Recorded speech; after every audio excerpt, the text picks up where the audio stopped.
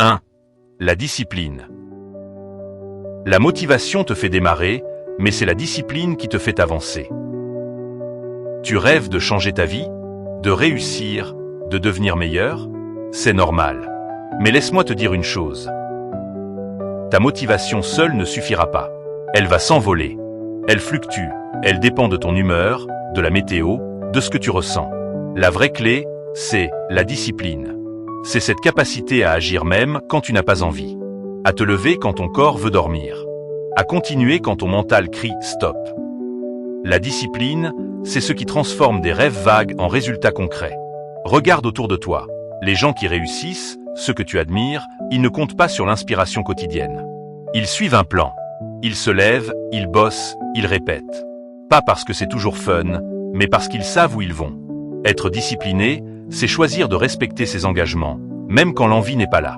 C'est refuser de laisser ton futur dépendre de tes émotions passagères. C'est ça, la maturité. Alors pose-toi cette question. Est-ce que j'attends que l'envie vienne, ou est-ce que je décide d'agir, quoi qu'il arrive? Si tu choisis la discipline aujourd'hui, même dans les petites choses, tu construis une version de toi qui devient inarrêtable. Et c'est là que la vraie transformation commence. 2. La lecture et l'apprentissage continu. 1 heure de lecture est le souverain remède contre les dégoûts de la vie. Auteur, Montesquieu. Tu veux changer ta vie? Commence par changer ce que tu mets dans ta tête. Chaque mot que tu lis est une graine. Chaque livre est un monde. Et si tu choisis les bons, ils peuvent bouleverser ta façon de penser, de voir et même d'agir. La lecture n'est pas juste un passe-temps. C'est un entraînement mental. C'est comme parler chaque jour avec les plus grands esprits du monde, sans qu'ils soient là physiquement. Tu te sens perdu? Lis. Tu veux t'améliorer? Lis. Tu veux comprendre comment les autres ont surmonté leurs échecs, bâti leur réussite, trouvé leur paix? Lis encore. Mais ce n'est pas seulement la lecture. C'est l'apprentissage continu. C'est la décision de ne jamais rester figé. De toujours vouloir comprendre plus, grandir, évoluer. Ce que tu apprends aujourd'hui, même en silence, façonne la personne que tu seras demain. Les idées nourrissent ton esprit comme la nourriture ton corps. Mais contrairement à un repas, une bonne idée peut te nourrir toute une vie. Tu n'as pas le temps? Alors, fais-en. Lis 10 pages par jour. Écoute un podcast. Regarde un documentaire au lieu de scroller sans fin. Transforme tes moments perdus en moments qui t'élèvent. Tu veux que ta vie change? Alors commence par changer ce que tu apprends chaque jour. Ce que tu sais aujourd'hui a ses limites. Ce que tu peux apprendre n'en a pas. Tu es à un livre près d'un déclic. À un chapitre près d'un tournant. Ne sous-estime jamais le pouvoir d'une simple page. 3. Le temps seul, réflexion personnelle. La solitude est le lieu de la liberté. Auteur, Michel Foucault. Dans un monde bruyant, rempli de notifications, de distractions, de regards et d'avis, s'asseoir seul est devenu un acte de courage. Et pourtant, c'est dans ces moments de silence, face à toi-même, que naissent les plus grandes prises de conscience. Être seul ne veut pas dire être vide. Ça veut dire que tu choisis de t'écouter, de te regarder honnêtement, de poser des questions que personne d'autre ne peut poser à ta place. Qui suis-je, vraiment? Qu'est-ce que je veux? Est-ce que je vis ma vie, ou celle qu'on attend de moi? Tu n'as pas besoin de réponses immédiates. Ce que tu dois chercher, c'est l'espace pour que ces réponses puissent venir. Et cet espace, il se trouve dans la solitude consciente. Prends une pause. Éloigne-toi un peu. Coupe les bruits, les jugements, les attentes. Marche seul, écris dans un carnet, médite, observe tes pensées.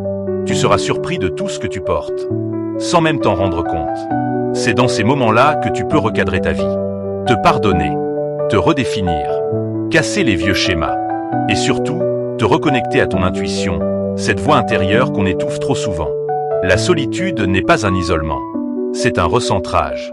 Et plus tu te connais toi-même, moins tu as besoin de l'approbation du monde. Car celui qui sait qui il est, marche avec assurance, même dans le doute. Tu veux transformer ta vie? Commence par apprendre à être bien avec toi-même.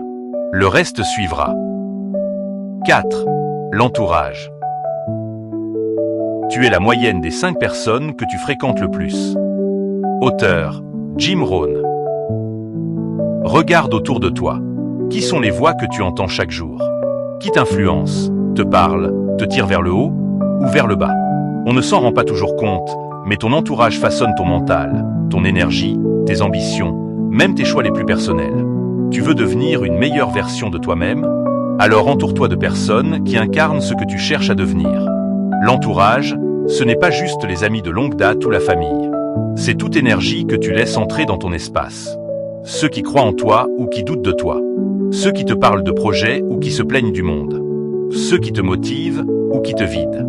Tu peux être la personne la plus motivée du monde. Si chaque jour tu entends « t'es nul, c'est pas pour toi, tu rêves trop », tu vas finir par y croire. Pas parce que c'est vrai, mais parce que tu es immergé dans cet état d'esprit. Alors pose-toi une question simple. Les gens qui m'entourent m'élèvent ou me limitent? Parfois, évoluer signifie laisser certaines personnes derrière. Pas par méchanceté, par nécessité.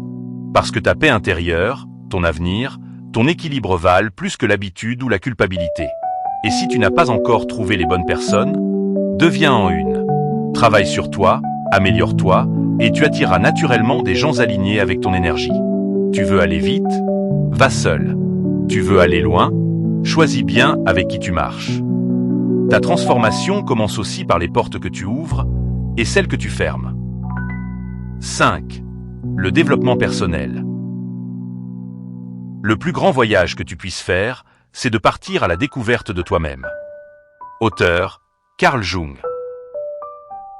Il y a un jour où tu réalises que tout ce que tu cherches à l'extérieur, la paix, la confiance, la réussite, commence à l'intérieur de toi. C'est là que débute le développement personnel. Pas un effet de mode, pas une tendance sur les réseaux, mais un engagement profond envers toi-même. L'envie sincère de devenir quelqu'un de meilleur, pas pour plaire aux autres, mais pour te respecter toi-même. Travailler sur toi, c'est apprendre à te connaître. Comprendre pourquoi tu réagis comme tu réagis. Identifier tes blessures, tes blocages, tes habitudes toxiques.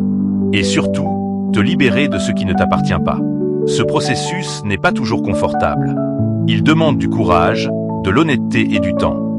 Mais il transforme tout. Chaque effort que tu fais pour lire, méditer, écrire, te remettre en question, guérir, c'est un pas vers une version plus forte, plus calme, plus consciente de toi. Le développement personnel, c'est aussi apprendre à t'aimer sans arrogance, à te parler avec respect, à t'imposer des limites saines, et à comprendre que tu es responsable de ton bonheur. Pas les autres, pas le passé, pas la société. Tu ne changeras pas du jour au lendemain. Mais chaque prise de conscience est une victoire. Chaque petite amélioration est un pas vers la liberté. Ce que tu construis à l'intérieur de toi, personne ne pourra jamais te l'enlever. Alors investis dans ce qui dure. Cultive ton esprit. Nourris ton âme. Grandis, un jour à la fois. Parce qu'au fond, le plus beau projet que tu auras à bâtir, c'est toi.